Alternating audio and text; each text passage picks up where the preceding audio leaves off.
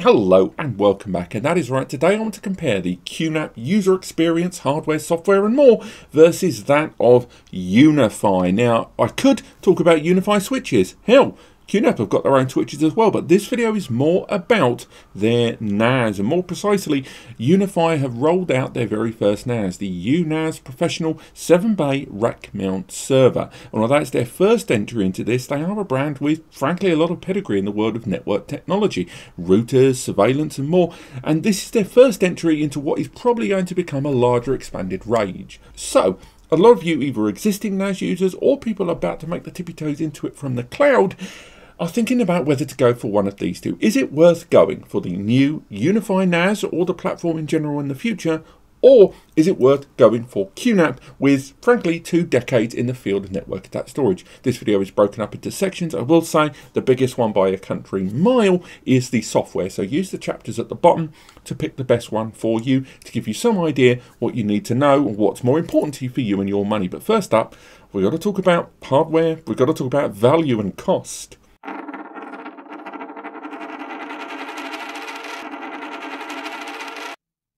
Now, comparing these two devices on simple price and what you're paying at the till is going to be difficult. We are comparing 20 years of QNAP here versus the first UniFi solution. So I think we should use the UniFi solution to kind of set the guidelines a little bit here. Now, the MSRP, which is basically the guideline for most retailers, is $499. Now, for that $499, you're getting a 7-bay half-depth rack mount solution. It also arrives with 10 GBE and 10 GBE alongside a 1 GBE kind of failover socket there, but also for kind of like a WAN, but ultimately to give you that second network failover. Also, the system arrives with a quad-core ARM based processor and 8 gig of non-upgradable DDR4 memory. It also arrives with software on board. You can't change it to TrueNAS or Unraid or anything like that. It's its own software that integrates smoothly and, I would argue, perfectly with the existing UniFi network controller, and I don't like calling it that, but the network software platform solution, whatever, of their switches, of their Dream Machine systems, and of course running their surveillance software. Crucially, not being able to run the surveillance software on the UniFi NAS, more on that later. So that's our guideline. Now, needless to say, with 2 decades in the biz, over that by now, they've got a lot of range. QNAP have got everything from simple 1-bay solutions for about 100 NICA that scale all the way up to large-scale flash mount, rack mount solutions that can go anywhere from 10 to 20 grand. It is hugely elaborate. There is ARM-based processors, Intel x86 AMD processors there, dual controller systems there, dedicated AI featured servers there, rack mount desktop, the works. So we can't compare them all, because that's tough. But I'll say right now, if we look at that guideline price there, $499, for $499, the best solution you're going to get, at least in terms of comparative price, is probably this, the TS464, released in the midpoint of 2022, quad-core Intel-based processor there. It arrives with 4 or 8 gig of DDR4 memory. It's got a PCIe upgrade slot there, so although it doesn't have 10 GBE, you can add it, and it's got dual 2.5 gig there as well. That is what you get closest for the money on the QNAP platform. But if you try to go for a similar hardware to this, so again, we're looking at an ARM-powered 10 GBE equipped 7, let's call it 8-bay solution there on a 2-depth rack mount, the nearest you're going to get is the TS832 PXU, and that retails for about between $800 and $1,000.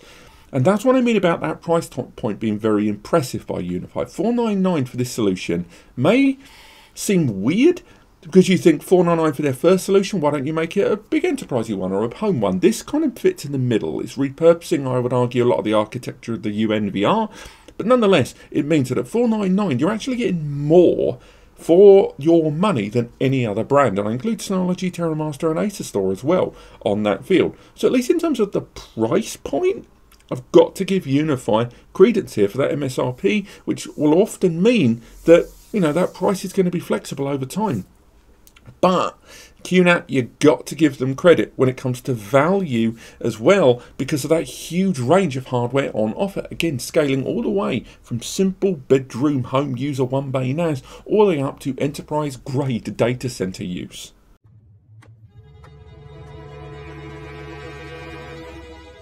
Next up, we've got to talk about limitations across both platforms there, because I know it sounds supremely negative to talk about limitations, but I think it's important because both of these providers are trying to sell you a solution, but a lot of the time they won't talk about some of the caveats, some of the limitations and some of the hurdles. Now, if we start with QNAP, they are probably the most customizable brand in the market, I would say, in terms of their software, QuTS and QUTS. There's a ZFS and an EXT4 platforms there, flexibility in memory, flexibility in PCIe upgrades, flexibility in hard drives and SSD use from M2 to SATA. That's something you don't really get any of that on the UniFi side.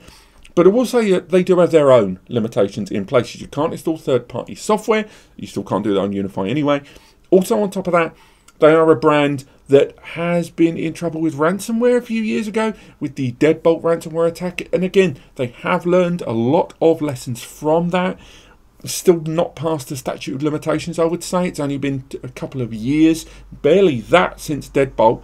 So I do think that's worth touching on, a lot about company culture perhaps, but things have changed a great deal, and they've strengthened a lot of their default credentials on the systems, strengthened a lot of the two-step verification, they've strengthened a lot of the background security testing, pen testing, bounty programs and more. We've still got to wait and see how long they commit to that, but I do think we have to at least acknowledge that they have addressed those. And ultimately, that's it. They're not really limited in terms of the hardware configuration and architecture, because they have desktop, they have rack mount, they have scalable solutions coming out the wazoo, and they're all built in-house in Taiwan as well. So really great solutions from them. And in terms of those limitations, a lot of those seem to be rather peripheral or edge. Now, in terms of UniFi, it's not that there are manufactured limitations by any degree, but I will say there are limitations you will hit on the UNAS Professional which you may not expect. So number one, this solution here is their first, and I'm sure they'll elaborate into more. There is no redundant power supplier. There is, even as a rack mount, it's only got one PSU, but you can use the UniFi battery backup system that can go into the back. It's a big plug-in device there. It's more like a parallel. It's very similar to that of a UPS rather than a secondary PSU. On top of that, you can't scale up the network connectivity. There's only one 10GBE, which, to their credit, if it's an ARM-based processor and they've only got 7 bays, with hard drives, you're never really going to oversaturate that connection anyway. But still, nonetheless, if I feel this was SATA SSDs, that might become a limitation. But also, it really does bring down the glass ceiling quite a lot in terms of overall performance this device is capable of. Also, you can't use third-party OS. Their UNAS, the drive software that the UniFi NAS system arrived with, there isn't really much in the way of individual clients. But probably for me, one of the most kick-in-the-bum factors, one that I talked about in the review, is the fact that you can't install their surveillance platform on it, Protect. I really like UniFi Protect, and recently they've done some great things on it with integrating more in-house cameras, but now also adding third-party cameras via OnViv, officially supported. QNAP already have that feature, but it's nice that UniFi have now added it to Protect. But it just annoys me that I can get Protect on my dream machine, but I can't get it on my UNAS. Whereas on the QNAP side, not only have you got all the other apps, you've also got their own surveillance app in QVR Pro and QVR Elite included. You have to pay for extra camera licenses, another limitation there. But nonetheless, it kind of bugs me that this system here, which, as I mentioned earlier, is very similar in architecture to the UNVR from UniFi, doesn't have Protect on board. And I hope that's something they'll remedy down the line. Also, again, when it comes to those limitations, we have to once again acknowledge this is their only NAS solution at the time of recording, and even if they do evolve out, it's going to take time. So there are no desktop solutions, there's no more compact solutions, there's no flash solutions, no NVMe. It's just this hard drive solution here, which I think for some is going to be something of a limit. But it's not really about the hardware, is it, for a lot of you? You want to know what it can do. It's a solution, remember? So let's talk about the software on both of these platforms.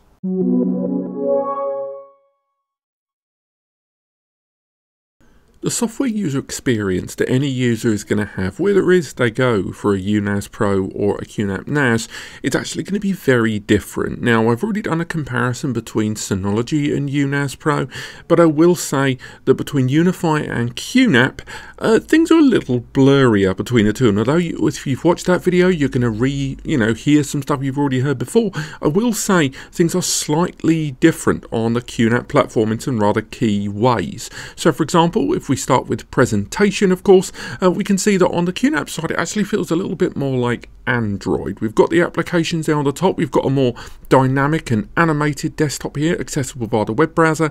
And there are, of course, client tools for Windows, Mac, iOS, and Android. We're not looking at any of the applications right now because I think a lot of them are a lot more tailored to individual apps. And I'm just focusing in this video on the desktop user experience. But from the menu there on the left-hand side of the screen, all the way through to the control panel on the top here, as we go into it there with all of the different settings and options all built into it, you can already see that there's a little bit more of a middle ground compared to a Synology in terms of text and icons. I will also highlight as well that right now I've had to squeeze these two into the screen rather than full screen in one, and of course they are both dynamic and they will stretch out. It does make it harder for you to see them side by side, so although they're squished like this, they won't always be the case. But on the QNAP side here, we can go into the application center there to install even more apps and services on the fly, all of them, as well as taking advantage of HDMI out and USB services, of course. And on top of that, we can control that wallpaper if we choose by going into the individual user. We can change it, we can make it a little bit more dynamic, even go for animated backgrounds. There's a lot more control and configuration and tweaking that we can do, and of course we can change all around all of these icons if we wish, move stuff around, create multiple screens if we wish. It's all sort of built here into that lovely little glossy GUI. Now on the UniFi side, things are a little bit more analytical. We've got this single pane user interface here that's heavily stylized on existing UniFi network switches, the UDM systems there. A lot of the time it's easier to use the site manager if you've got a larger scale UniFi network there. I've made sure to disable my UDM Pro here because I wanted to show the user experience of just the NAS on its own. You can go into the control pane, the drive. You can use a lot of the other bells and whistles that are built into the site manager from UI, but we're of course talking just about the NAS. Keep in mind, while we are dealing with the NAS here, that the UniFi system here is still available to be utilized via the local area network or can be utilized via the unifiui.com remote relay service there for accessing and controlling the system. Now this single pane here, we can access there at the top a graph showing us all the backups that were successful, backups that may have failed for one reason or another, be it remote connection, any issue along the way for alert us, we'll find out more in the notification panel, or backups that are still currently in progress. Find out more about our storage area there at the top in order to see more what's going on. On top of that, we can see the file services and flick between all of the options. It's a lot more textual based, but the key word here is it's all accessible via that desktop panel. It's a little bit more like true NAS in that respect. Some of these things can be added and accessed on the QNAP side. So for example, the dashboard there we can pull out to get real-time information if we wish. We can find out more in terms of notifications there by pulling out that panel, find out more about information there at the top. But it does lead to an ever so slightly more inconsistent experience on the QNAP side, where sometimes applications and services are far more graphical and a lot more glossy, and then all of a sudden you'll go into something like the control panel and then it's heavily more textual. There's a big inconsistency in the presentation, font, size, scale, icons, text.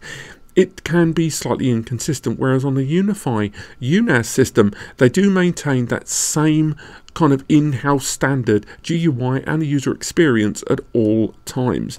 It is still a more limiting platform, and I will say the level of customization on the UNAS control deck is considerably less than that on the QNAP, but between the two of them, they both do what they're trying to do very well.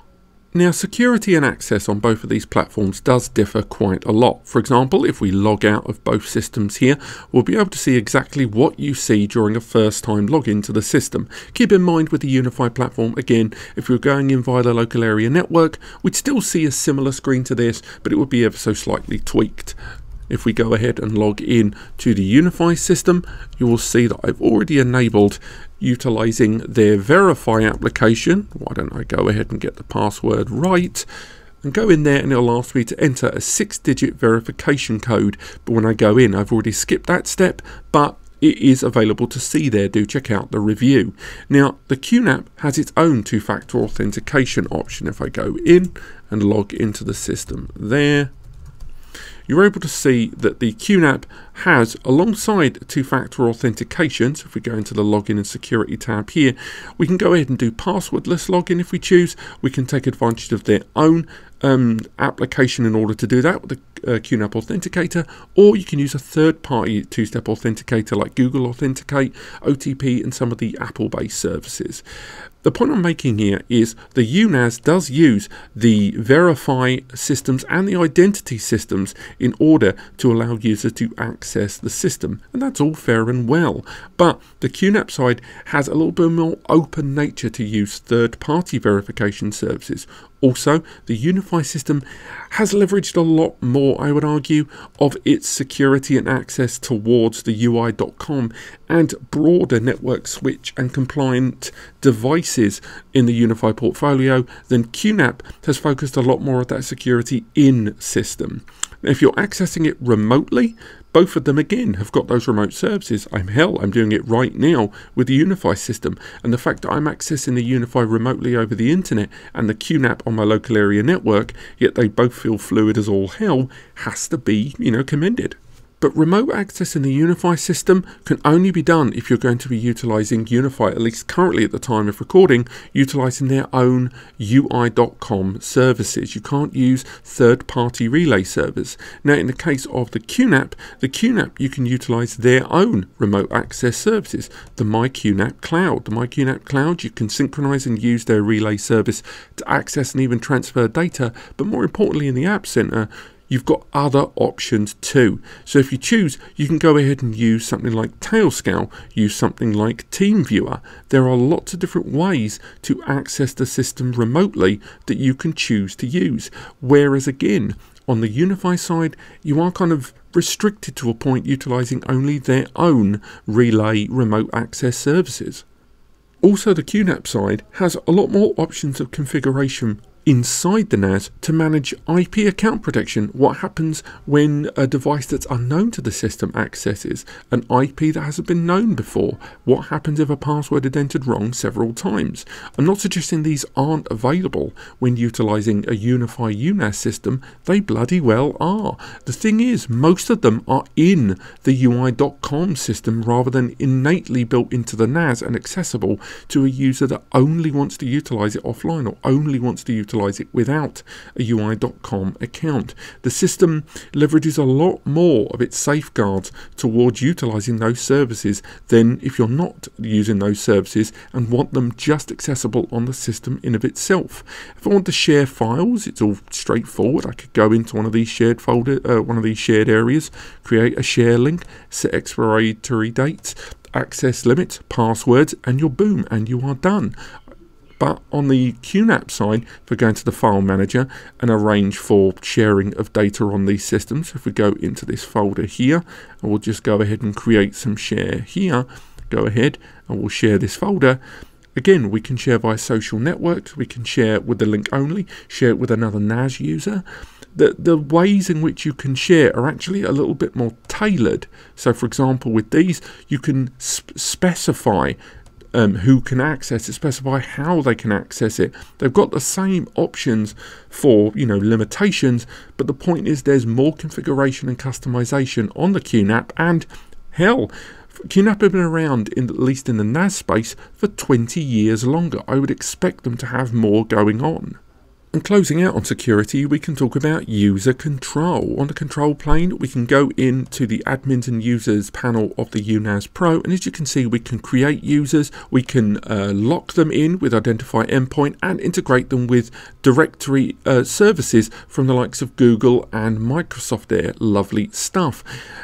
But that's really it. We can manage these users, we can sort of create individual subgroups for them, we can say what groups they belong to, what they can access, read and write, but that's really it. We can't, briefly delegate, we can't, we can restrict their level and access to, the drive application or the operating system. We can even restrict their read-only or read and write access to individual folders. But on the QNAP, there's just more levels of configuration afforded to you. So for example, in the user section here, we can, we've got the admin account disabled by default. That's, valid on both of them.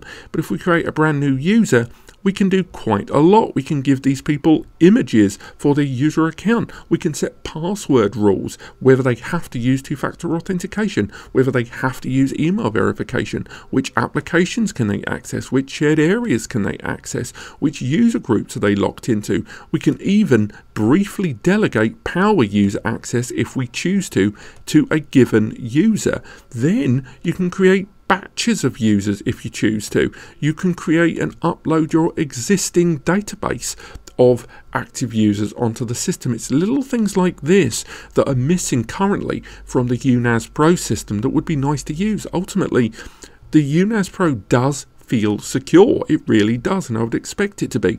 But there are more levels of customization and kind of personal tailored level access on the QNAP right now by comparison. Needless to say, applications and services, there's just more of them on the QNAP side. It's been around longer and it's targeting a wider and broader market, even more than Synology, I would say.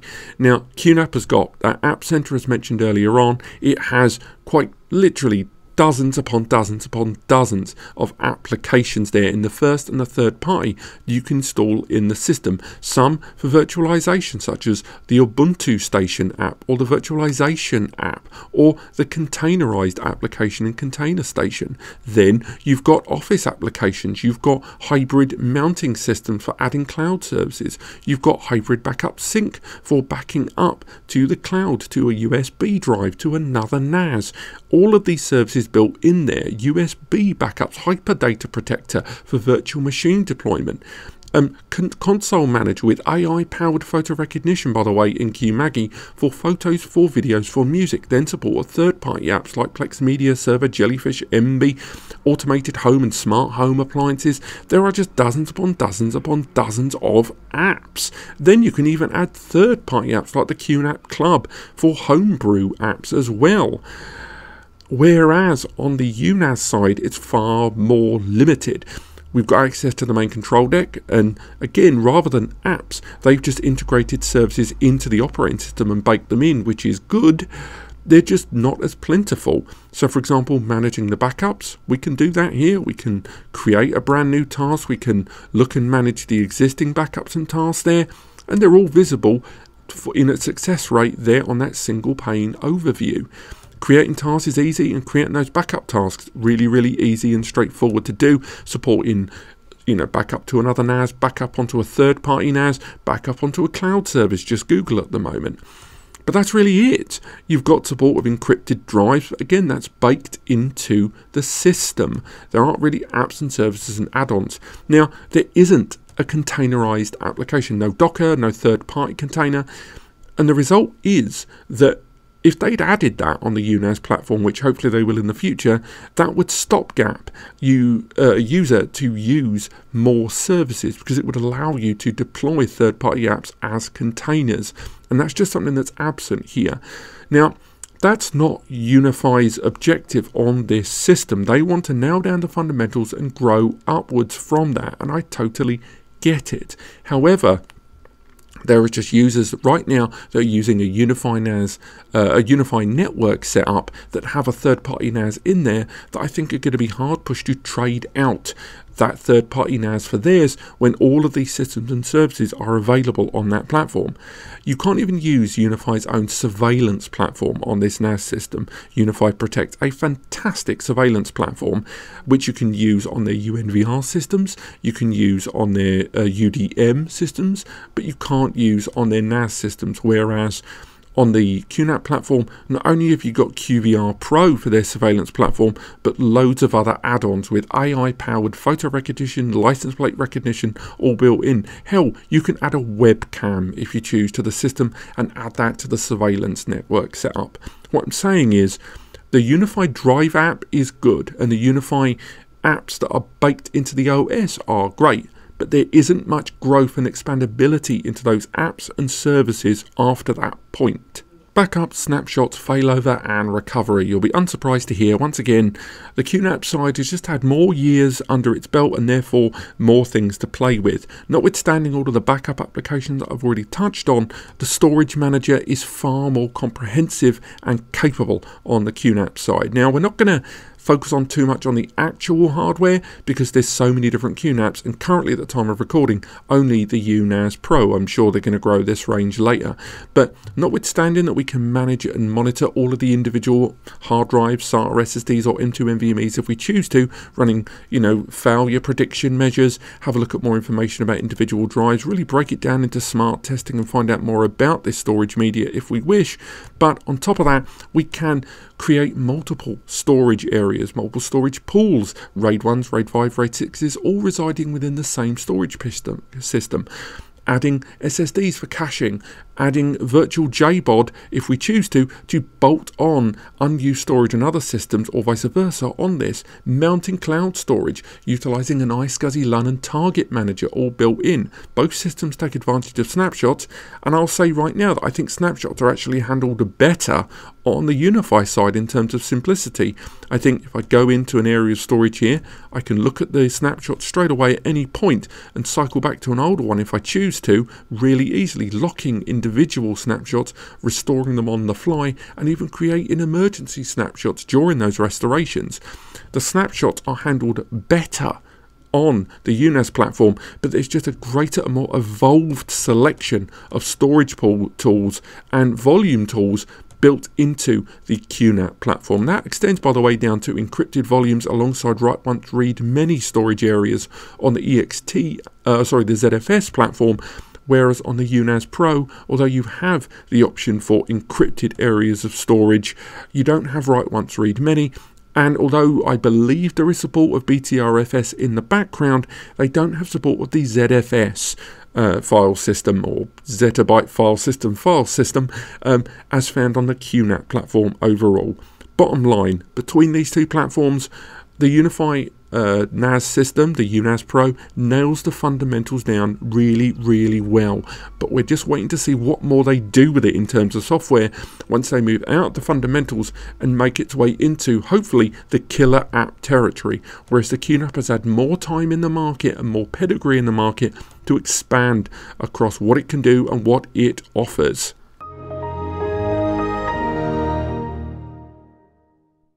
I wish this video had been UniFi versus QNAP more broadly. It could have been QNAP NAS, but also QNAP switches, QNAP routers, QNAP surveillance products. There's a lot going on in the QNAP platform that's actually comparable to a lot of the network solutions from UniFi. Everything from the Dream Machine there, to the USW switches, to the PoE devices there, the routers, the APs, all of that surveillance camera stuff. But this isn't about that. This is about NAS, and I have to say, in terms of NAS, there is just more hardware and more choice currently in the QNAP platform, alongside a more evolved software, unsurprisingly given 20 years in the biz. I will say that UniFi have done a great job in terms of their drive software and nailing down the fundamentals of what a NAS needs to do in their ecosystem. They were very clear at launch. They're not trying to compete with Synology and QNAP right now. But users are going to compare, users are going to ask, hence why this video exists. And frankly, right now, if you were to ask me where you want your money to go, where your money should go for a network attached storage, if you want virtual sandbox, if you want a complete surveillance solution, if you want a complete multimedia solution, if you want a complete solution that has client tools for Mac, for Windows, for Android, QNAP's going to be the better choice. They are no means a perfect company. We already mentioned Deadbolt. We've already mentioned, arguably their software can feel inconsistent at times, but nonetheless they are the more fully featured solution. However, everything I've said is true as of the end of 2024, and these things change. I think UniFi are going to roll out further network attached storage solutions. This solution is very affordable, and although it is more designed to live within the UniFi ecosystem, something we touched on earlier on, we can't ignore the fact that they're going to build momentum on this, just like they've done with all of their switches, what they've done with all of their cameras and other kits, bits and bobs. And I look forward to seeing where they're going to go. It's a low-cost, fully integrated unified solution, and although it lacks a lot of the hardware bells and whistles of QNAP, we can't count them out for that. But nevertheless, the QNAP platform just comes out of this with just more going on, both under the bonnet, in the software, and on the shelf of your retailer. Thanks so much for watching. I hope you've enjoyed this. If you found this video helpful, and if you were going to buy any of the products we talk about here on the channel, please use the links in the description to do so. Only do it if those two things are true, but if you do that, it will result in a small commission coming back here to me and Eddie here at NAS Compares. It is literally just us doing this, and that really helps us keep doing what we do. There's also a full written description comparing these two brands and other brands such as ASUS, TerraMaster, Unraid, TrueNAS, DIY solutions and more coming very, very soon, so do check those out. But apart from that, thank you so much for watching, and I'll see you next time.